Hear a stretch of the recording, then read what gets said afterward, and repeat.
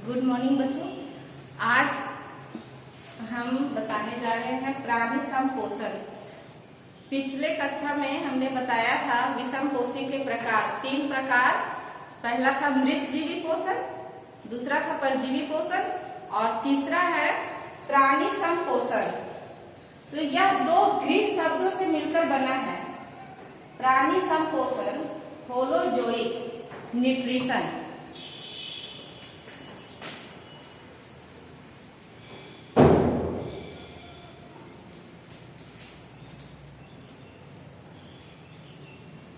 तो holozoic nutrition यह 2 शब्दों से मिलकर बना। होलो का मतलब होता है कंप्लीट यानी कि पूर्ण, और जोइक का मतलब होता है एनिमल लाइफ यानी कि जैसे जीवों में होता है, जंतुओं में जैसे होता है ना। तो पोषण की वह विधि जिसमें जीव अपना भोजन ठोस या तरल रूप में जंतुओं के भोजन ग्रहण करने की विधि द्वारा ग्रहण करते हैं, प्राणी संपोषण कहलाता है।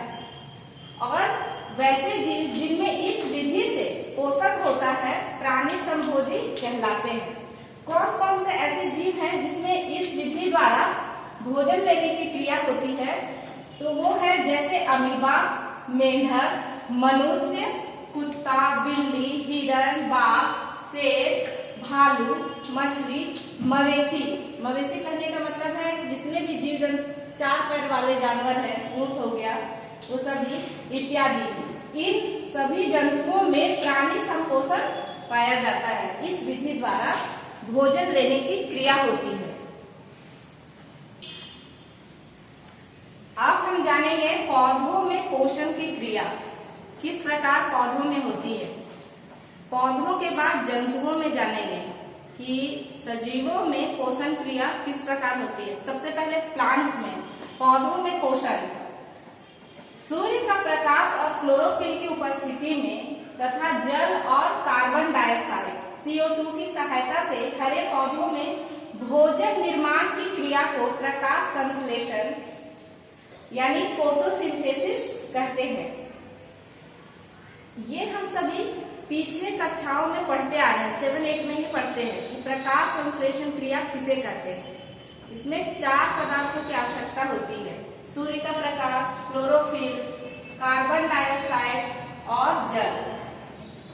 इसकी एक और परिभाषा है कि सूर्य की ऊर्जा की सहायता से प्रकाश संश्लेषण में सरल अकार्बनिक अणु, कार्बन डाइऑक्साइड और जल, इन्हीं को कहा जाता है अकार्बनिक अणु, का पादप कोशिकाओं में यानी पौधों की कोशिकाओं में स्थिरीकरण, उनको फिक्स करना कार्बनिक अणु के रूप में ग्लूकोज या कार्बोहाइड्रेट में होता है, उसको हम लोग प्रकाश संश्लेषण कहते हैं।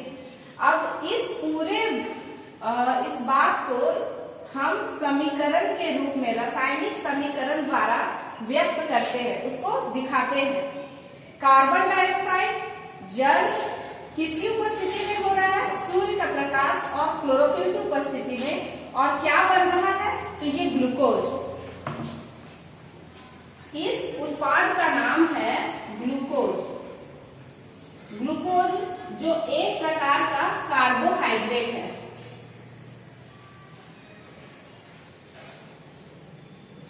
और ग्लूकोज के साथ साथ क्या बन रहा है? ऑक्सीजन और जल। ऑक्सीजन पेड़ पौधों से बाहर छोड़ दिया जाता है और जल उनमें रह जाता है। तो ये पौधों में प्रकाश संश्लेषण, भोजन निर्माण की क्रिया को ही प्रकाश संश्लेषण कहा जाता है। अब इसके बाद हम लोग जानेंगे कि प्रकाश संश्लेषण का स्थान कहाँ पर है, यह क्रिया कहाँ होती है। अब हम जानेंगे प्रकाश संश्लेषण का स्थान यानी भोजन निर्माण की क्रिया पौधों में कहाँ पर होती है। तो हम जानते हैं कि पत्तियों में, तो ये पत्ती की अनुप्रस्थ काट है, चित्र जो यहाँ पर बना हुआ है पत्ती की अनुप्रस्थ काट। इसमें ऊपरी एपिडर्मिस और निचला एपिडर्मिस। पत्तियों में छोटे छोटे छिद्र होते हैं, उनको कहा जाता है स्टोमेटा। और ये छिद्र, ये स्टोमेटा का चित्र बना हुआ है, ये द्वार कोशिकाएं हैं और इसी छिद्र के द्वारा कार्बन डाइऑक्साइड पत्तियों के भीतर प्रवेश करता है और ऑक्सीजन बाहर आता है। इस चित्र में हम देख रहे हैं कि ये लंबवत आकार के जो ये कोशिकाएं हैं, इनको कहा जाता है पेरिसेल और ये स्पंजी पैरेन्काइमा है। और ये है जाइलम।